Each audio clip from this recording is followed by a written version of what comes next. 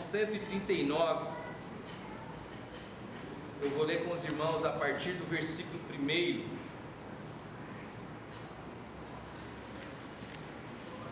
Salmo 139. Senhor, Tu me sondas, Tu me conheces. A primeira fala do salmista aponta para essa ideia poderosa que muitas vezes a gente não leva muito a sério. O fato de que Deus tem a condição de te ver por dentro, de me ver por dentro, e Ele nos conhece. Ele tem a ciência, Ele sabe quando me assento e quando me levanto. Ele de longe penetra o meu pensamento, esquadrinha o meu andar e o meu deitar, e conhece todos os meus caminhos. Ainda a palavra não me chegou à língua, a palavra não se tornou onda, não se tornou código, não se tornou energia, ela simplesmente estava guardada no meu coração, mesmo antes dela chegar à língua. Tu, Senhor, já conheces toda, como essa palavra vem, o seu espírito, a sua intenção, a sua motivação, tudo aquilo que faz parte dessa palavra, não só a comunicação pura e simples dela, mas ela toda, o Senhor já conhece. Tu me cercas por detrás, por diante, e sobre mim põe a mão. Então, tal conhecimento é maravilhoso demais para mim, é sobremodo elevado, não posso atingir. Para onde me ausentarei do teu Espírito? Para onde fugirei? Existe um lugar onde eu possa estar, ser, pensar, fazer, em que o teu Espírito não esteja? Para onde fugirei da tua face? Se subo aos céus, lá estás. Se faço a minha cama no mais profundo abismo, lá estás também. Se tomo as asas da alvorada e me detenho nos confins dos mares, ainda lá me haverá de guiar a tua mão, e a tua destra me sustentará. Se eu digo às trevas, com efeito me encobrirão, poderei ter esconderijo, abrigo nas trevas.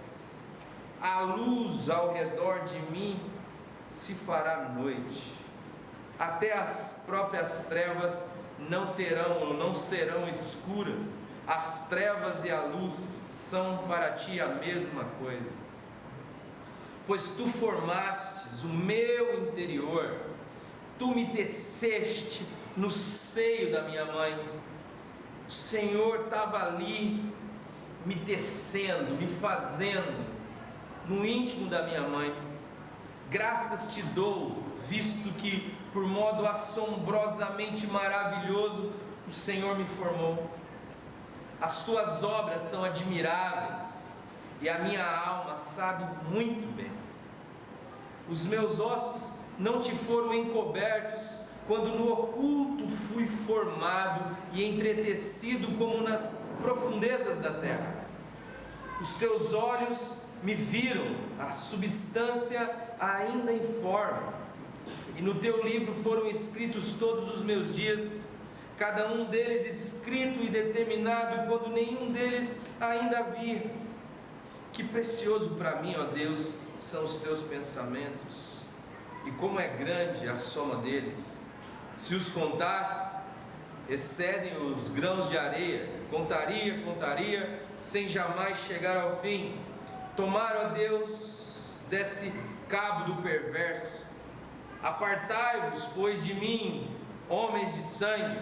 Eles se rebelam insidiosamente contra ti, e como teus inimigos falam malícias. Não os aborreço eu, Senhor? Os que te aborrecem? E não abomino os que contra ti se levantam, aborreço com um ódio consumado, para mim são inimigos de fato. Sonda-me, ó Deus, e conhece o meu coração, prova-me e conhece os meus pensamentos, vê que há em mim algum caminho mau e guia-me pelo caminho eterno. João capítulo 4. Quando, pois, o Senhor veio a saber que os fariseus tinham ouvido dizer que ele, Jesus, fazia e batizava mais discípulos que João, se bem que Jesus mesmo não batizava, e sim os seus discípulos, deixou a Judéia, retirando-se outra vez para a Galiléia, e era-lhe necessário atravessar a província de Samaria. Chegou, pois, a uma cidade samaritana chamada Sicar, perto das terras que Jacó dera a seu filho José. Estava ali a fonte de Jacó. Cansado da viagem, assentara Jesus junto à fonte, por volta da hora sexta, meio-dia mais ou menos. Nisto veio uma mulher samaritana tirar água. Disse-lhe Jesus: dá-me de beber, pois seus discípulos tinham ido à cidade para comprar alimentos. Então lhe disse a mulher samaritana: como sendo tu judeu, pedes de beber a mim, que sou mulher samaritana? Porque os judeus não se dão com os samaritanos. Replicou Jesus: se conheceras o dom de Deus, e quem é o que te pede, dá-me de beber, tu lhe pedirias e ele te daria água viva. Respondeu-lhe ela: Senhor, tu não tens com que tirar e o poço é fundo, de onde, pois, tens a água viva? És tu porventura maior do que Jacó, nosso pai, que nos deu o poço, do qual ele mesmo bebeu, e bem assim seus filhos e seu gado? Afirmou-lhe Jesus: quem beber desta água tornará a ter sede. Aquele, porém, que beber da água que eu lhe der, nunca mais terá sede. Pelo contrário, a água que eu lhe der será nele uma fonte a jorrar para a vida eterna. Disse-lhe a mulher: Senhor, dá-me dessa água para que eu não mais tenha sede, nem precise vir aqui buscá-la. Disse-lhe Jesus: vai, chama o teu marido e vem cá. Ao que lhe respondeu a mulher: não tenho marido. Replicou-lhe Jesus: bem disseste, não tenho marido, porque 5 maridos já tivestes, e o que tens agora não é teu marido. Isso disseste com verdade. Senhor, disse a mulher: vejo que és profeta. Nossos pais adoraram neste monte, vós, entretanto, dizeis que é em Jerusalém o lugar onde se deve adorar. Disse-lhe Jesus: mulher, podes crer que vem a hora quando nem neste monte, nem em Jerusalém adorareis o Pai. Vós adorais o que não conheceis, nós adoramos o que conhecemos, porque a salvação vem dos judeus. Mas vem a hora, e já chegou, em que os verdadeiros adoradores adorarão ao Pai em espírito e em verdade, porque são estes o que o Pai procura para seus adoradores. Deus é espírito e importa que os seus adoradores o adorem em espírito e em verdade. Santo Espírito, essa é a tua palavra. Em nome de Jesus, fala conosco. Na semana passada nós falamos um pouco sobre essa questão da espiritualidade, e nós falamos de uma espiritualidade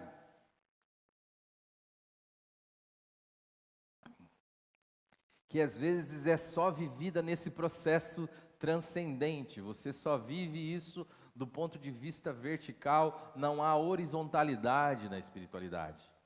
Você aprende que ser espiritual é você, de alguma forma, cumprir um rito, um segmento, uma maneira, é você orar bastante, é jejuar bastante, é ler as Escrituras, mas a palavra de Deus vai nos colocando numa dimensão que vai transcendendo todas essas possibilidades. A própria palavra diz que, por exemplo, a oração deve ser algo incessante. Orai sem cessar, diz a palavra. De tal forma que transformar a espiritualidade toda num momento em que você entra no seu quarto em secreto e fala com o seu pai que ouve em secreto, seja considerado o todo da espiritualidade, é um contrassenso. Porque senão eu teria que ficar nesse quarto a minha vida inteira, o tempo todo. Então, a oração, ela tem uma dimensão de um momento em que você precisa, às vezes, se retirar. Você e eu precisamos aprender que abrir o nosso dia com um momento com Deus e com a sua palavra, isso de fato carrega em si um benefício profundo para a gente encarar todas as demandas que o dia nos proporá, que Ele trará para nós. Mas essa espiritualidade que só vive na perspectiva transcendente, não tem imanência, não olha para o lado, não vê o problema do irmão. Nós olhamos lá para Isaías e Isaías está falando, gente, observai a causa da viúva, cuida do órfão, se oponha ao injusto. E aí vamos ver, vem falar comigo, ainda que seu pecado seja vermelho como o carmesim, eu os tornarei branco como a neve. Essa espiritualidade onde o pão é nosso, o Pai é nosso, onde o pão é nosso, significa que há partilha, né? Porque o pão que é meu, o pão que eu como, o pão que eu não dou para ninguém é o pão que eu acho que eu consegui. Jesus, quando pega o pão no momento da ceia, a primeira coisa que faz é levantar e dar graças, porque existe uma consciência nele de que sabe que aquele pão não é dele, que aquele pão é dádiva, e quando o pão é dádiva, eu começo a entender que tem mais gente à minha volta. Sabe aquela história que hoje as famílias são muito reduzidas, mas eu sou de uma família de 8 irmãos. E hoje não sei, parece que os frangos nascem sem cabeça, sem pé, mas naquela época não, naquela época tinha tudo isso. E você via assim, o pai e a mãe pegando pé de frango, pescoço de frango, e deixando lá, a sobrecoxa, ela devia ter umas 40 partes, porque a mãe picava tanto assim para ver se cada irmão conseguia comer um pedacinho da sobrecoxa. Mas você não via pai e mãe pegando coxa, sobrecoxa, você via pai e mãe pegando pescoço, pé, asa. Parecia que eles gostavam, mas por que o pai e a mãe gostam tanto dessas coisas? Não é que eles gostavam, é que eles queriam deixar para os filhos. Eles queriam compartilhar. E a gente, moleque, tudo esfomeado. Era aquela luta, irmão. Quem chegava primeiro queria... Por quê? Porque existe uma ideia de que farinha pouca, meu pirão primeiro. Esse Deus para mim, essa espiritualidade para mim, esse Deus é meu, Deus que me abençoa, Deus que me ajuda, Deus que me sara, Deus para mim, Deus para mim, Deus para mim. Isso não é espiritualidade. Essa é uma espiritualidade que fere. Se você vai a uma comunidade, se você se reúne numa igreja com o objetivo de se dar bem, você precisa pensar a sua espiritualidade, porque essa espiritualidade não representa a espiritualidade de Jesus. A espiritualidade de Jesus é essa espiritualidade do pão partido. A igreja é pão partido. A igreja é compartilhar do pão. A igreja é amparo. A igreja é esse olhar para o lado. Essa espiritualidade que olha para o lado.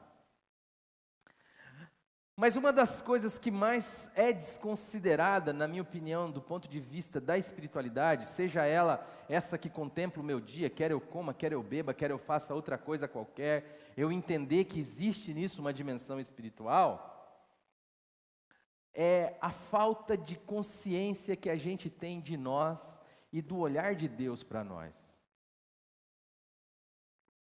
A palavra de Deus diz assim: se você tem algum problema com o seu irmão, você deixa a sua oferta do lado, vai lá, se reconcilia com o seu irmão, depois você pega a sua oferta e vai lá e dá. A gente acha que a oferta é a espiritualidade. A gente vai lá, cheio de ódio no coração, cheio de mágoa no coração, com pai, com mãe, com irmão, com amigo, com patrão, com vizinho, com mulher, com marido, com filho. A gente vai com o coração amalgamado de raiva, de ódio, mas a gente vai lá ofertar, ou a gente vai ao culto, ou a gente vai participar da ceia, ou a gente vai orar, como se Deus desconsiderasse o íntimo, como se Deus não fosse aquele que como diz Davi, me sonda. Como se Deus não fosse aquele que nos conhece de forma profunda. Parece que toda a minha estética, toda a proposta religiosa é formada numa aparência. Por isso Deus da religião é um Deus idiota, é um Deus cego, porque é um Deus à semelhança do homem, é um Deus que não consegue ver motivações, não consegue ver para além das aparências. Mas o Deus revelado em Cristo Jesus é o Deus que sonda absolutamente todos os corações dos homens. Ele consegue ver. A única coisa que eu e você precisamos é de ter esta consideração de que somos um flagrante diante de Deus. De tal forma que toda espiritualidade genuína começa com um flagrante.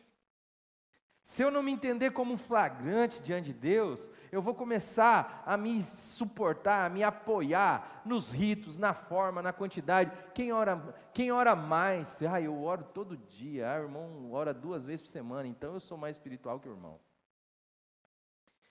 Eu vou me apoiar na performance religiosa, naquilo que eu posso fazer, no meu rito, no meu serviço. Não, eu canto no louvor. Não, eu prego na igreja. Não, eu ajudo com as crianças. Eu vou me sustentando em todas essas realidades, ainda que no meu íntimo, no meu coração, aquilo seja nada mais, nada menos do que mais um esconderijo, como essa treva que Davi fala. E que a gente precisa entender que as trevas e a luz são para Deus a mesma coisa, que não tem para onde nós fugirmos dessa presença bendita de Deus. Se a gente for lá para cima da montanha, Deus está lá. Se a gente for lá para o abismo, Deus está lá. De tal forma que não tem para onde fugir dessa presença bendita de Deus. Parece que o único lugar que às vezes Deus não habita é dentro da nossa consciência. De uma consciência que não está submissa, entregue à obediência de Jesus. E aí nós transformamos a espiritualidade em formas, em modelos, em performance, em maneiras. Essa semana alguém me contou uma história de alguém que foi numa igreja e ele não sabia mais ou menos como funcionava lá o sistema, e no momento da ceia ele catou a ceia, o vinho e o pão, e ele tinha que tomar ali e comer ali, mas ele ao invés disso levou e sentou-se. E de repente vem alguém da diaconia desse processo e dá um sabão naquele homem e diz assim: cara, o que você fez, né? Você não pode, você tira a dignidade, você tem que estar na frente do sacerdote, na hora que ele te... E aí o cara não sabia daquela maneira. E aí, naquele momento, ele feriu uma regra sacrossanta que, enfim, a gente vai transformando espiritualidades em etiqueta. Em modelo, em forma. Deus gosta assim. Deus gosta assim. Deus gosta que você chegue, que você ajoelhe, primeiro o joelho direito, depois o esquerdo. Não pode ser o esquerdo depois o direito. Deus gosta que você feche os olhos. Deus gosta. E aí você vai criando uma série de performances do lado de fora. E Davi está dizendo assim, cara, ele te conhece do lado de dentro. E é tão estranho, porque Davi vem falando de algo que é belo, profundo, significativo, que somente o Espírito Santo para lhe dar esse tipo de revelação. E daqui a pouco ele muda o tom dessa fala. E ele começa a dizer assim: Senhor, tem um povo aí que eu tenho um ódio. Eu tenho uma raiva. Eu tenho um ódio desses caras, eu os odeio com um ódio mortal. Para mim são inimigos. Que não é algo que expressa muito a espiritualidade trazida em Jesus, não é verdade? Jesus é o camarada que está sendo crucificado e está dizendo assim: Senhor, perdoa, eles não sabem o que estão fazendo. Mas é interessante porque os salmos têm essa qualidade, né? Eles são, às vezes, um derramar da alma. Não há pudores, não há esconderijos nos salmos. Muitas vezes aquilo que se está sentindo é o que se é depositado diante de Deus. Não adianta você estar com o coração cheio de raiva, de ódio, de mágoa de alguém e chegar diante de Deus como se nada estivesse acontecendo. De tal forma que é muito melhor você confessar isso diante de Deus, pensar, sentir o seu ódio em Deus. Porque nada o que atravessa a Deus sai do outro lado da mesma forma. Porque a única maneira de eu e você sermos libertados dessa condição é por meio da verdade que nos desnuda diante de Deus e que recorre a Deus para suprir com um amor que eu não tenho, com um perdão que eu não tenho, com a bondade que eu não carrego em mim. Para amar gente que eu não amo, para perdoar gente que eu não perdoo. E para que isso seja efetivo, verdadeiro, real, para que isso não seja performático, religioso, estético. Porque eu preciso entender que tanto o carcereiro como o encarcerados estão presos numa mesma realidade. De tal forma, amados, que esta religiosidade da performance, da aparência, daquilo que eu pareço ser.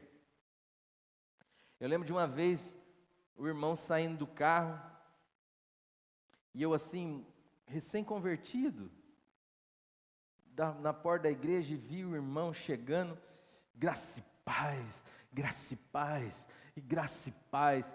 E eu olhei aquele irmão abraçando, beijando todo mundo, daqui a pouco vem a mulher, com uma sacola, uma criança aqui, empurrando um carrinho assim. Eu falava, gente do céu, esse irmão, será que ele não tinha necessariamente olhar para o lado e ver pelo menos a esposa dele, a necessidade dela?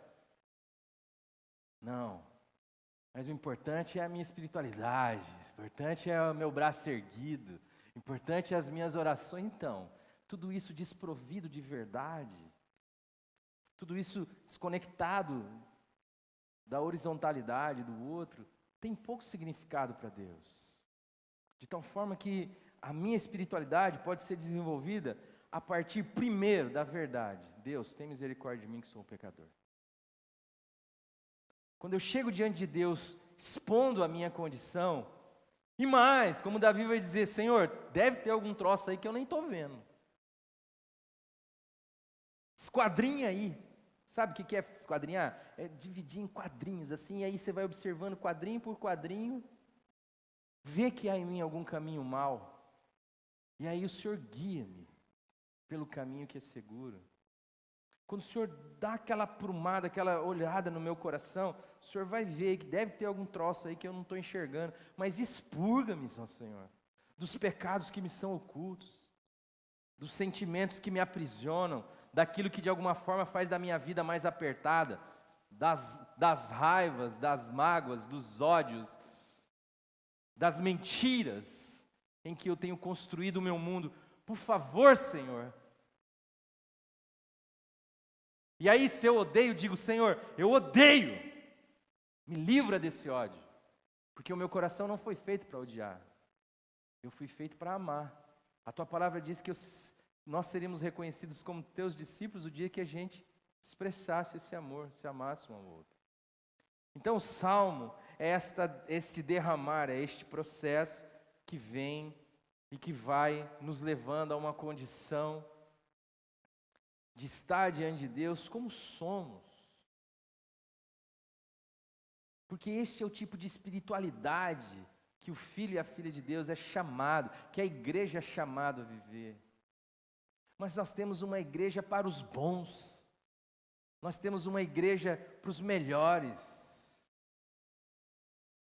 É uma igreja onde os fracos não têm vez, onde ser quem é significa ser excluído, onde ser quem é significa ser posto de lado, ser julgado, ser menos quisto. Onde nós preferimos a aparência de ser quem não somos, do que a verdade que liberta pecador. A gente vai vivendo esta performance religiosa nojenta, Nós vivemos num mundo do politicamente correto e a igreja tem colaborado demais para isso, porque não há espaço para o irmão dizer quem é, nem diante de Deus e nem diante dos irmãos, porque existe uma estética que nós criamos daquilo que é filho de Deus e passa desde a roupa até a fala, até a gente vai vendo tudo isso que a religião pode produzir. Mas intenção de coração, amor, verdade, generosidade, tudo isso é só fruto da vida de Jesus. Mas a gente não. A gente faz igual Naamã. Naamã era um general sírio, que Deus dava vitórias à Síria por meio dele, grande homem diante do seu Senhor, diante do seu rei, e também diante dos seus exércitos. Todo mundo admirava Naamã. Mas quando ele ia para casa, a serva dele tinha dó dele. E ela falava, se meu Senhor estivesse lá em Samaria, onde está o profeta.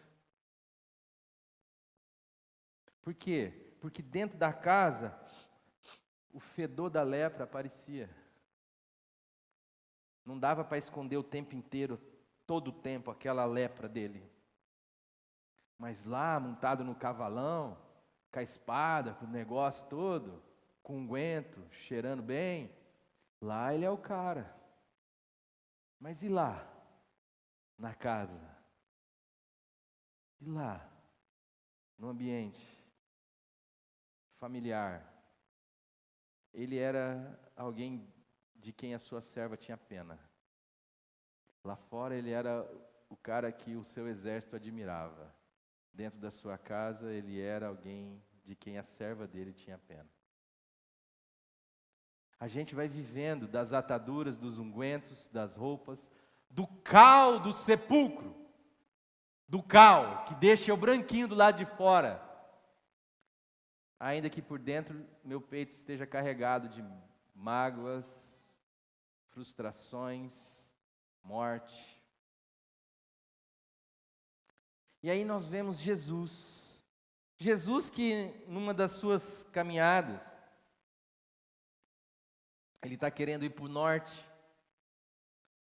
E para o norte, a gente precisa entender aqui, quando houve a divisão do reino entre Reino do Sul e Reino do Norte. Ou vamos fazer assim, né? Reino do Sul, Reino do Norte. Vamos fazer assim mesmo. No sul ficou Judá e Benjamim, e no norte ficou as 10.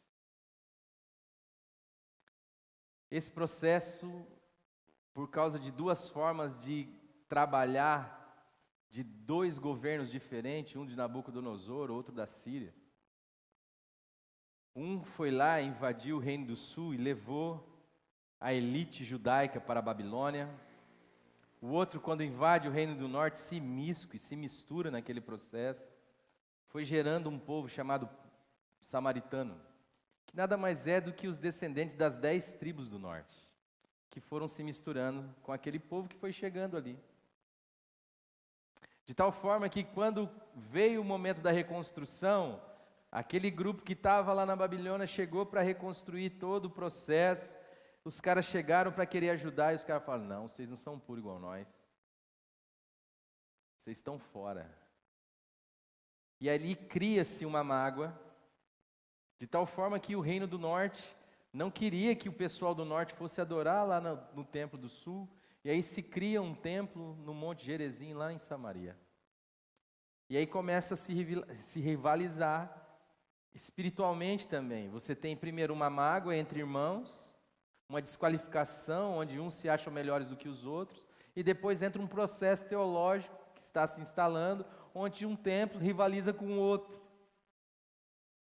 E isso passa muitos anos, e Jesus então precisa ir para o norte, ele quer ir para o norte, não sei se ele precisa. E para o norte você tem uma estrada à direita do Jordão, que é toda pavimentada, tem McDonald's, tem hotel, tem posto de gasolina, está tudo no jeito aqui. Mas o texto vai dizer que Jesus diz que é necessário passar por Samaria.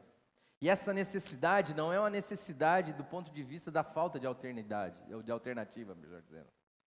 Mas é porque Jesus queria passar. E do lado esquerdo aqui, você tem o Jordão e do outro lado o mar e no meio o deserto. E nesse processo você chega em Samaria. De tal forma que às vezes nós precisamos entender, porque Jesus, a gente está seguindo Jesus e de repente ele toma um caminho que ninguém espera. E a gente continua reto aqui e de repente você acha que está andando atrás de Jesus, está seguindo Jesus, mas Jesus já virou lá atrás e você está andando aqui igual um tonto. E Jesus vai para Samaria porque ele tem um desejo, ele tem uma necessidade. E ele então começa a passar por aquele deserto, não tem comida, não tem água, e de repente ele chega lá no poço de Jacó, e ele para lá no poço de Jacó. E ele fica ali. E de repente, pelo jeito, ele não tinha uma caneca, não tinha nada para tirar, porque ele fica ali aguardando. E quando dá meio-dia, mais ou menos, seus discípulos saíram para poder comprar comida, achar aí um negócio, para um marmitex, um negócio. E ele está ali, chega uma mulher que vai ali ao meio-dia. E o simples fato dela ir ao meio-dia fala de algo, porque meio-dia é hora de fazer almoço. A mulherada que já está no rolê, já foi, já pegou a água que tinha que pegar, já está lá. Fala dos encontros que ela não quer ter. Ela não quer ir lá e encontrar as outras mulheres. Por quê? Porque ela já sabe que do ponto de vista da estética, da performance, de quem ela é, do seu histórico passado, se ela for na hora que todas as mulheres estão lá, ela vai arrumar problema. Então ela vai lá no meio-dia que ela sabe que a mulherada não vai estar lá. E aí ela chega lá e ela se depara, tem um homem ali, mas ela não fala nada, ela fica quietinha ali e tal, mas de repente o homem fala com ela, porque ela já sacou que o homem é judeu. E aí o Senhor fala assim, dá um gole d'água. E aí ela tem um estranhamento. Mas espera aí, como é que você pede a mim água, sendo você judeu, homem, eu, mulher e samaritana? Que deve existir entre nós é uma mágoa. Eu estou surpreso de você tomar água da minha mão, de você beber do que eu lhe dou a beber. E aí Jesus diz assim, se tu soubesses quem que te pede, você lhe pediria e ele te daria água viva. Então aqui começa a acontecer um processo de eufemismo e um processo onde as coisas estão meio nebulosas. Ela não sabe muito qual é a intenção desse homem, porque ela já acha estranho este avanço. Ela começa a pensar que talvez aquilo esteja soando como um interesse de Jesus, uma cantada de Jesus. E quando ele fala, tu lhe pedirias e ele te daria água viva, esta expressão tem duas possibilidades de entendimento nesse contexto, que é ou um rio caudaloso, ou a água viva como sendo o sêmen. Então ela começa a pensar, o que esse cara está querendo? E aí, para ela poder discernir que água é essa, ela diz assim, mas como que você vai tirar dessa água? Porque o poço é fundo e você não tem como tirar. E aí ele diz assim, chama o teu marido.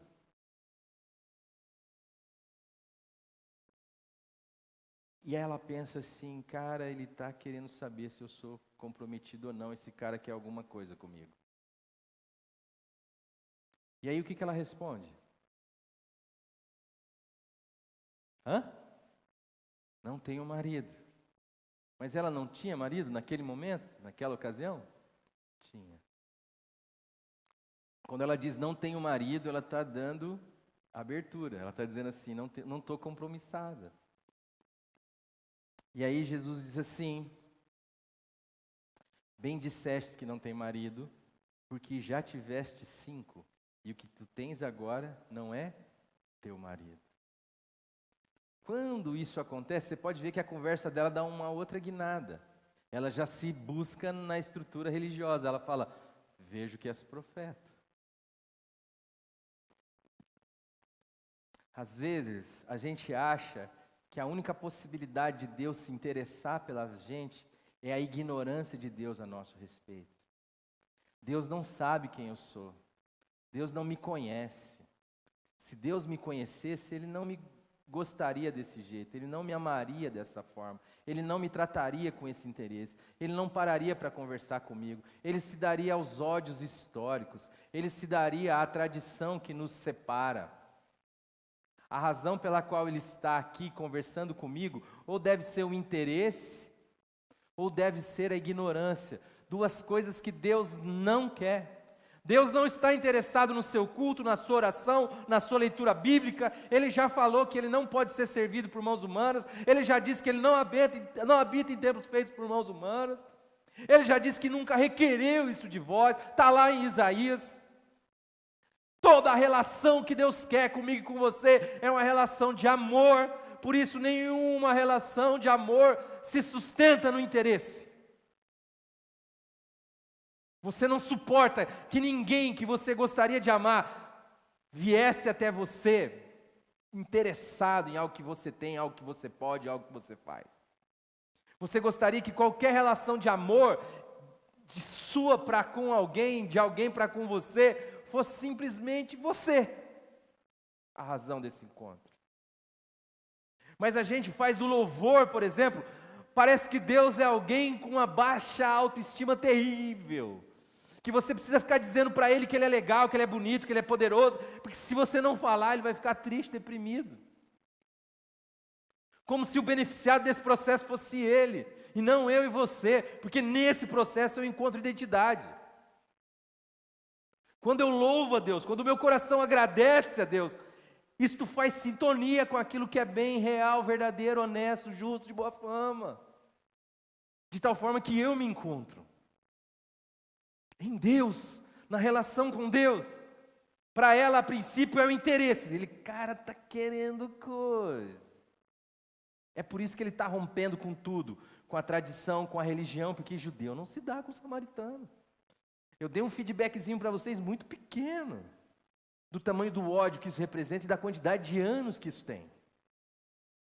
Construindo barreiras que Jesus vai rompendo. Começa pela barreira física. Ele podia ir pelo lado direito, vai pelo lado esquerdo. É necessário porque você não tem alternativa? Não, porque eu amo gente, eu vim salvar gente, e eu vim salvar o que se havia perdido. Não me interessa a sua condição, o que o senhor ganha com isso? Não, eu não ganho nada, porque eu não estou aqui para ganhar, eu estou aqui para dar. Aquele que não poupou o seu próprio filho, não vos dará juntamente com ele o quê? Todas as coisas, amado. Deus é o Deus que se derrama, Deus é o Deus que dá, Deus é o Deus que não cabe em si, porque como disse Djavan, o amor não cabe em si. Essa é a natureza do amor. O amor não é egoísta, o amor não vive para si, o amor se derrama. Mas a gente acha que Deus precisa de nós. O que Deus precisa de você? Deus te quer.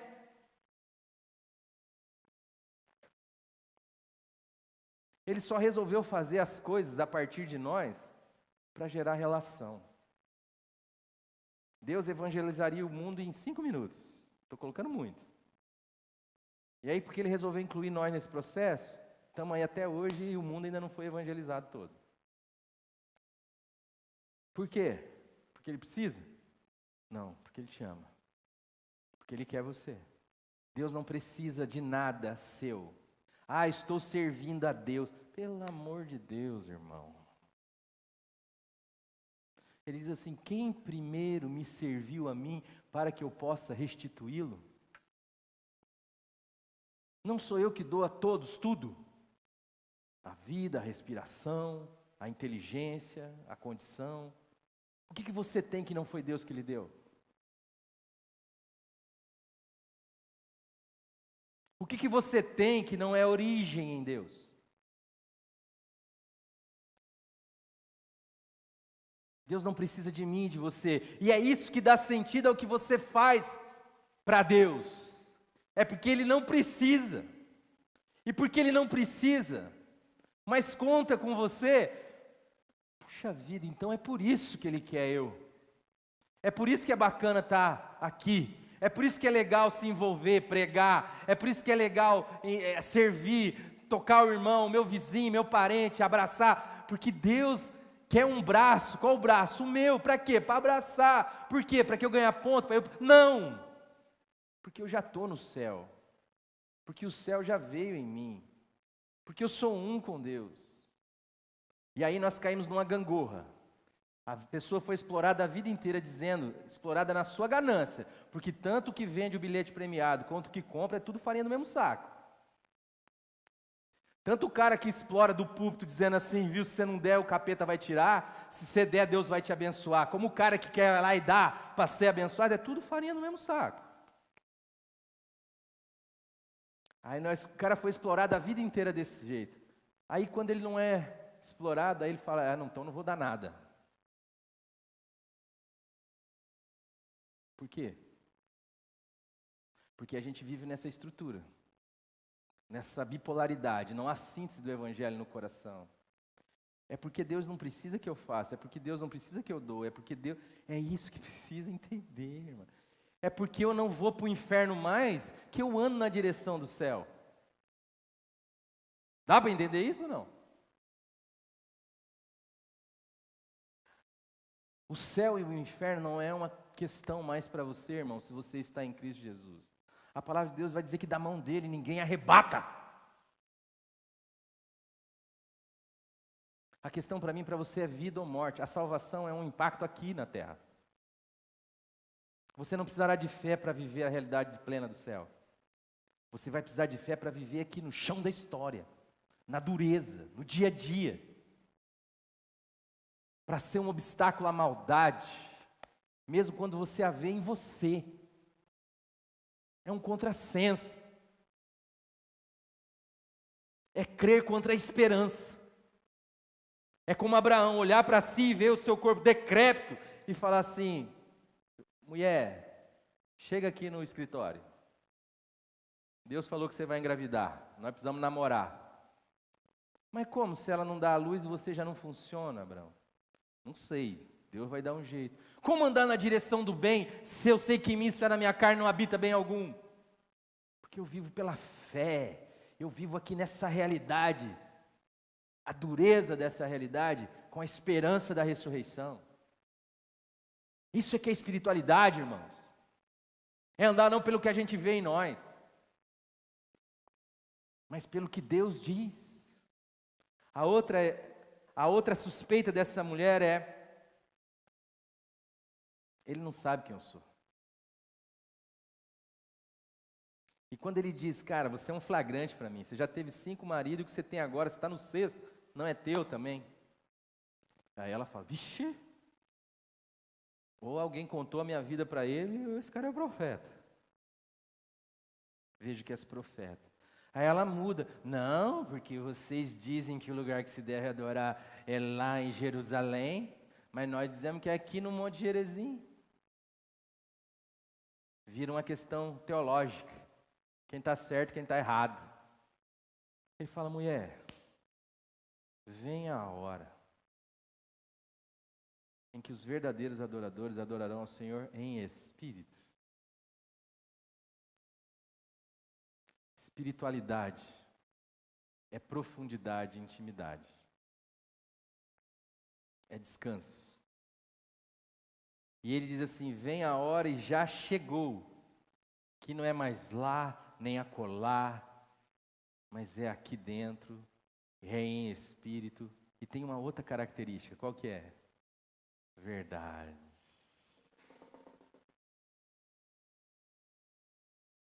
Verdade. Por isso, irmão, irmã, a espiritualidade deve ser a possibilidade para quem se vê como um flagrante diante de Deus. Deus não espera nada de você, Deus não está decepcionado com você. Porque Deus não espera absolutamente nada de você. Porque Deus te conhece. Porque você não tem para onde fugir de Deus. O único lugar que você se refugia de Deus, às vezes, é na estrutura religiosa que tira a sua consciência, que te faz acreditar que você é uma outra pessoa, que você é melhor do que você é, na verdade. que te faz acreditar nesse personagem crente, nessa estátua crente falante que você virou, que sabe o credo, o rito, que sabe o que falar, o que dizer, como se vestir, mas que é desprovido de verdade interior, porque não confia no amor. Se Deus souber quem eu sou, Ele não vai me amar. Mas antes de qualquer possibilidade de espiritualidade, a primeira coisa que nós precisamos entender é que nós somos um flagrante diante de Deus, que nós somos pecadores, não esse pecador genérico, como quem diz assim, quem não é, mas que eu me entenda como tal, porque quando eu me entendo como tal, eu me despejo diante de Deus, eu sou como aquele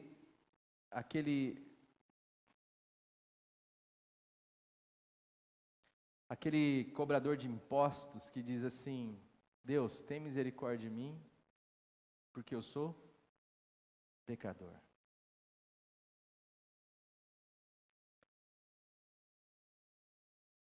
E a única maneira de um pecador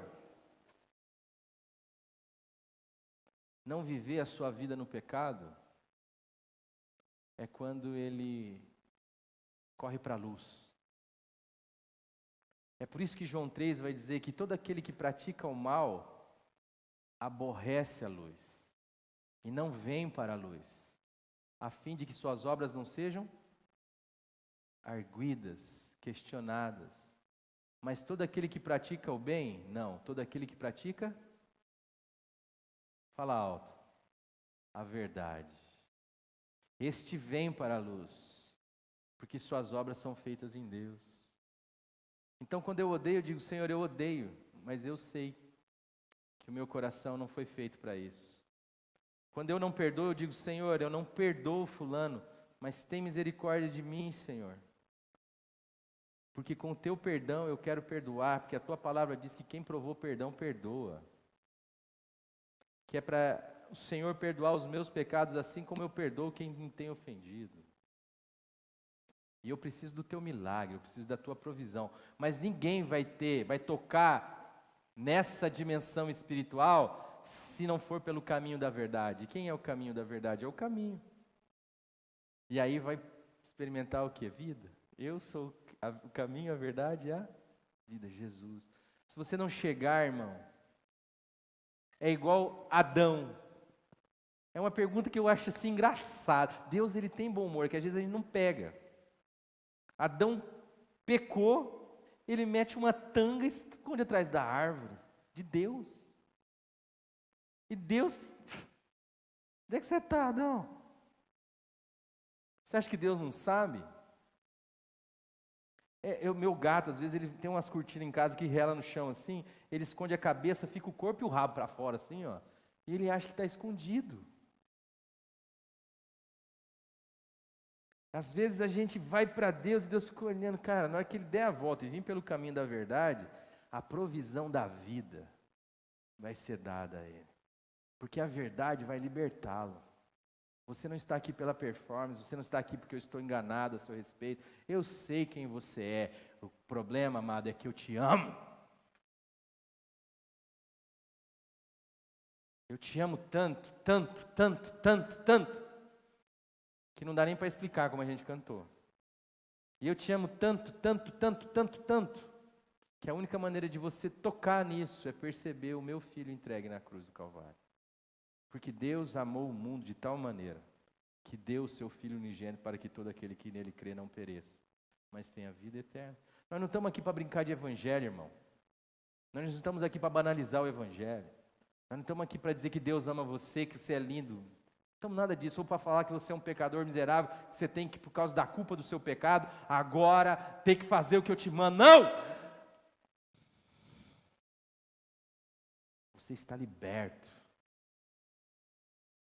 Deus constituiu Deus, o nosso advogado contra Deus. Vai ver lá o que Jó fala. Eu constituo Deus, meu advogado contra Deus. É briga de cachorro grande, irmão. O seu problema e o meu problema é viver nas sombras. É achar que a gente pode ser e fazer independente de Deus. É que a gente pode agradar a Deus em nós mesmos. É que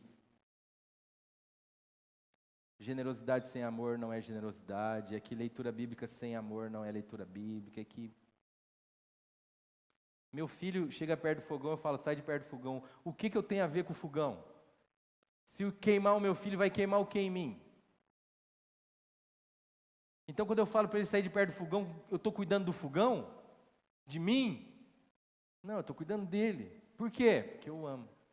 Então, toda palavra que Deus lhe dá na sua direção tem a ver com o amor que Deus tem por mim e por você. De tal forma, amados, que não é o lugar que você vai, não é Jerusalém, não é Gerezim, é esta verdade esquadrinhada do meu coração, é esta consciência que entendeu que eu não tenho para onde fugir dele, e que pela graça de Deus eu sou o que eu sou, e a sua graça para mim não vai ser feita vã, antes vai me dar a condição de me envolver, de trabalhar, mas não eu, a graça de Deus que em mim habita, como a gente leu no início da nossa encontro. O Evangelho é um apelo à verdade, de gente que não tem nada a oferecer a Deus, e de um Deus que não quer nada de gente nenhuma, porque Ele mesmo se deu, se ofereceu, para que você possa agora, paradoxalmente, dizer, Pai, eu quero estar contigo, meu pai trabalha até agora, eu também quero trabalhar. É o que Ele disse a Abraão, anda comigo, cara, eu vou te fazer perfeito. Não fica nesses expedientes humanos, religiosos, mentirosos, falsos, que me deformam e te deformam, porque é relacional esse processo. Mas vem para o Evangelho, vem para a verdade, e você vai conhecer a verdade vai te libertar. Você vai ter uma vida livre, liberta, você vai saber o que é amor. Não há barganhas no amor, não há disfarces no amor. E dia a dia eu vou aperfeiçoando essa obra em você, porque se eu começo essa obra, eu vou tornando ela perfeita até o dia de Cristo Jesus. Tão somente descansa no meu amor, tão somente descansa na minha palavra, tão somente creia que o sacrifício de Jesus Cristo é único e suficiente para pagar por todos os seus pecados, e não somente pelos teus, mas pelos do mundo todo, para que você possa viver então no caminho daquilo que tem relação em Deus e portanto é santo. Porque você é em Deus. Porque você foi feito uma nova criatura em Deus. Não porque você é presbiteriano, metodista, católico, umbandista, graçabrutista, sei lá, violinista, nada disso. Mas porque Deus é a sua vida. Que Deus nos dê esse descanso no amor. E essa autenticidade, para que tudo aquilo que a gente chame de espiritual, espiritual é viver em Deus, é pensar em Deus, é trabalhar em Deus, é namorar em Deus, é estudar em Deus, é quer eu coma, quer eu beba, quer eu faça outra coisa qualquer.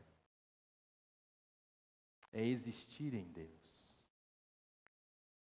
É onde acaba as dimensões das barganhas, onde eu não subo cego de joelho 1.100 degrau para ser abençoado, onde eu não faço jejum para Deus ouvir a minha voz, onde eu não dou o dízimo para poder receber 100 vezes mais.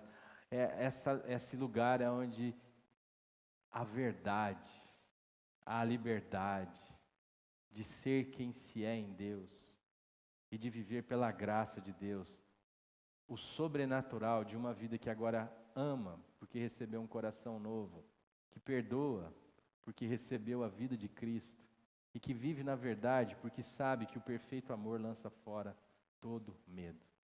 A única razão de você viver escondido é o seu medo de Deus. E a única razão do seu medo de Deus é um desconhecimento de Deus, porque Deus é amor. Amém?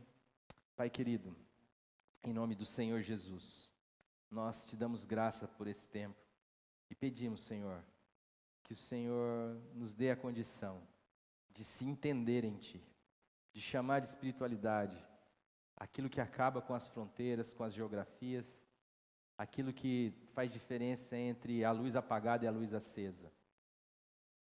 de chamar de espiritualidade a estética, a performance, a moral, mas que a gente possa, Senhor, viver dependendo do Teu amor e da obra do Calvário realizada em Jesus Cristo como única e suficiente, para nos dar a condição de entrar na Sua presença e de ser suprido por uma vida que nos faz andar em contradição àquilo que nós vemos no nosso corpo, que nos faz andar pela fé, como a Tua palavra diz, o meu justo viverá da fé, que nos faz andar na direção do bem, não porque a gente é bom, porque a Tua palavra diz que não há nenhum bom, mas porque bom é Deus, e Deus é o meu destino, Deus é a minha origem, é o meu caminho.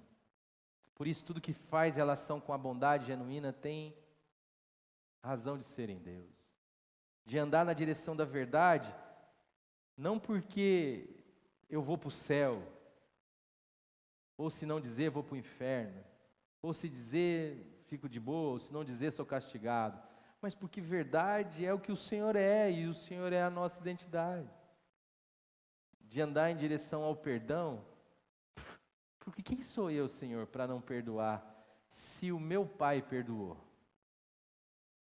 Para acabar com essas barganhas todas, que nos fazem, Senhor, fingidos, mentirosos, que nos fazem viver na sombra, com medo, acuados, mas de filhos e filhas de Deus, que diante do amor e da graça de Deus, podem pela graça de Deus ser o que são. Liberta, Senhor, liberta pela Tua palavra, cada um de nós aqui, e que o Senhor vá tocando em cada família aqui representada, e que este Deus de amor seja nos revelado, e que o Deus barganhento, fuinha, bicho-papão da religião, seja arrancado de dentro da nossa cabeça e do nosso coração, e que a gente possa encontrar descanso no Deus e Pai de nosso Senhor Jesus Cristo, revelado em Cristo Jesus. É em nome dele que nós oramos, Pai. Amém.